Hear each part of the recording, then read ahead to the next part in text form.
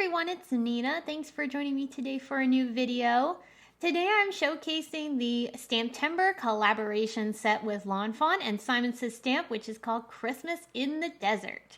This is a really cute classic Fawn set, but what's really fun about this year's collaboration is not only are there stamps and coordinating dies, but there are stencils that you can use to color in all of the stamped images.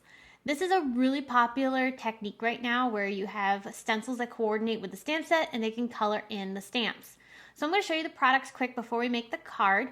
There are 4 stencils included in this collaboration set that you can use to color every image in this stamp set. There are also some fantastic greetings in classic Fawn style, including some puns, which is always fun. And then finally we have the coordinating dies, which will cut out all the images. So I'm going to start first by stamping my images onto some cardstock. This is 120-pound white cardstock from Simon Says Stamp, and I'm using VersaFine Clear ink.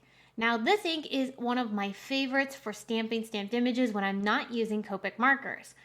I will use this with Copic markers. If I do, I will use it with a clear powder to be able to set the ink, because this ink does react with Copic markers. However, it does not react with water-based products such as watercolors and inks.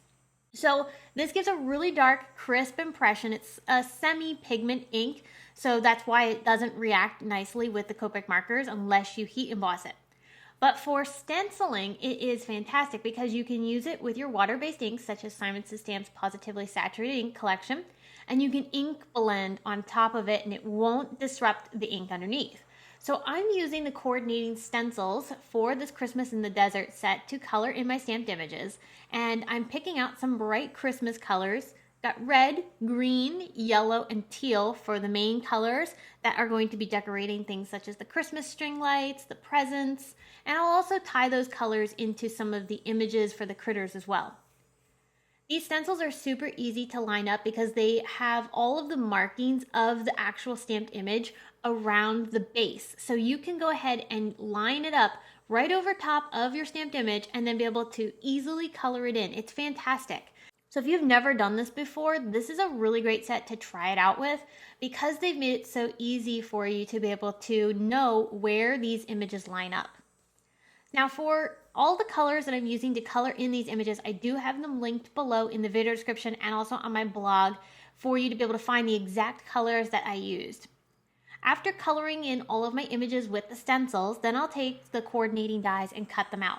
Now for the dies, I'm going to hold them in place with some very, very low tack tape from Simon Says Stamp, just to make sure that they don't shift as I run this through my die cut machine. After cutting them out, I'm going to step up my pieces just a little bit. Because we're using stencils, this is a perfect opportunity to bring in some paste. So on certain images, I'm going to take some clear glitter paste, this is from Brutus Monroe, and I'm going to apply it through the coordinating stencils on certain images to create a sparkly finish. Now you don't have to use paste, but using it creates a really nice finish. Instead of something like a glitter pen or something like that, this is a more dimensional and intense finish, which I really like. So I've made all my images and they're drying, and now I'm ready to work on my background. I'm going to use this stencil set from Simon Says Stamp. It came out earlier this summer and it's called Sunshine. It's a 3-part layering stencil that allows you to create this really awesome sun ray. I wanted to create a desert sunset behind my images, so I'm going to use this to help me do that. I'm going to line up the base stencil first, which has the clouds and also the sun itself. I'm going to color the sun with 2 shades of yellow and then also a little bit of orange to give it that really deep sunset color. And I'll use large blending brushes to help me blend this, and I'm holding everything down with my Simon Says Stamp Stamp and Stencil mat. For the clouds, I actually Googled desert sunsets to get some color ideas, and I noticed reds and purples were very prominent. So I'm using red and purple along with some orange to create the color gradients on these clouds. Now there are also masks for the clouds. I'm going to be using the masks for the clouds today to make sure I don't get any other ink that I don't want on those clouds. So I'll go ahead and use some tape to hold those clouds down while I go ahead and ink blend through the sun ray stencil. I used yellow and orange for that. Then I'm going to replace that stencil with the stencil that's going to allow me to create the sky behind the sun rays. Again, I'm going to put those clouds down so that way I have a mask to cover them up. And for this, I'm going to use teal, purple, and also red. And that's going to give me a really dramatic sky. The purple I'm focusing towards the top along with a little bit of the red, and I focused the red kind of in the middle around the clouds just to kind of add a little bit of warmth to the sky. And then the main color throughout the rest of this is that teal, which is Tropic from Simon Says Stamp. It blended nicely with the colors that I chose for the purple and the red. So now that I have my background complete, I just need to add a little bit of a ground.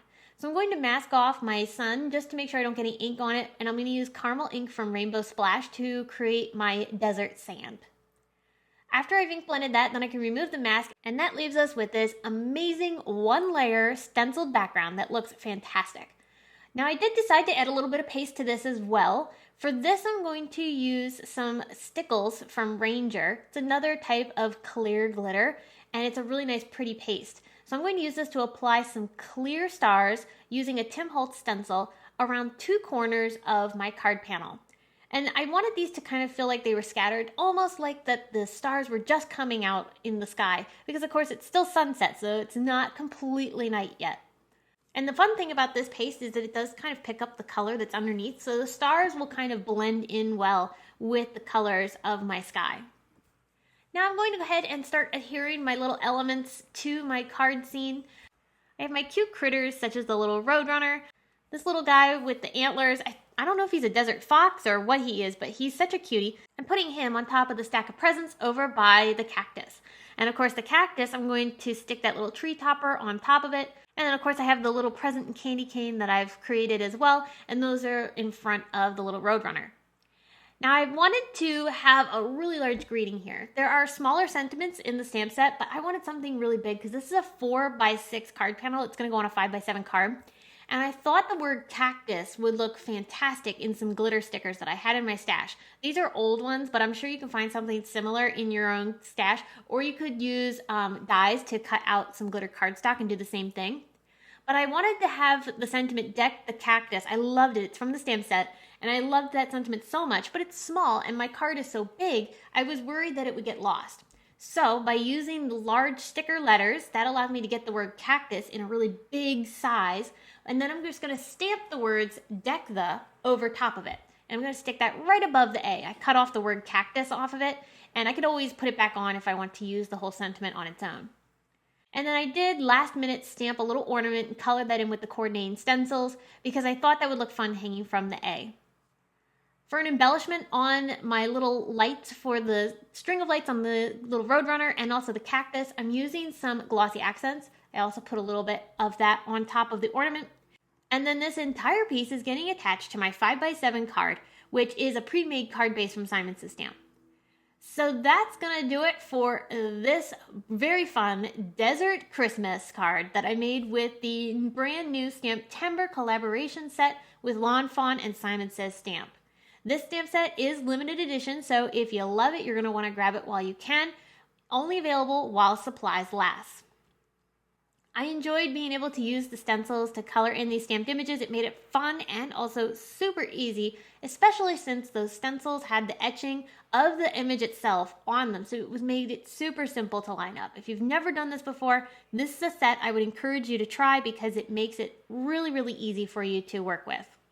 Well, friends, I hope you enjoyed today's video. Thank you so much for coming by and spending time with me today. I can't wait to come back and share more with you all, so be sure to stay tuned. And until next time, I hope you have a wonderful day.